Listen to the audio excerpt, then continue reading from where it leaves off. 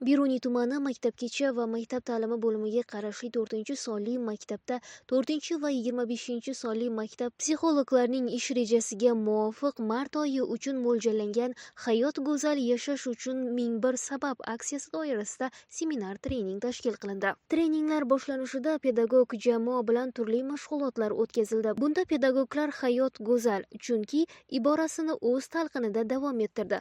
Mashg'ulotlar ko'tarinki va yuqori kayfiyatda o'tdi. Pedagoglar uchun tayyorlangan turli psixologik o'yinlar, miyani o'ylanishga majbur qiluvchi bir-biridan qiziq jumboqlar o'qituvchilar kayfiyatini ko'tarib, ularni yanada ruhlantirishiga sabab bo'ldi. Shuningdek, bu mashg'ulotlar o'quvchi-yoshlar o'rtasida ham o'tkazilib, ular uchun turli xil so'rovnomalar tashkil qilindi. Ishtirokchilarning barchasi bu savollarga faol javob berdilar. Treningda stress holatlaridan qanday chiqish, ruhiy xotirjamlik, o'zini sevish haqida maslahatlar berildi. Shu bilan birga turli psixologik o'yinlar orqali ishtirokchilarning kayfiyatlari ko'tarildi.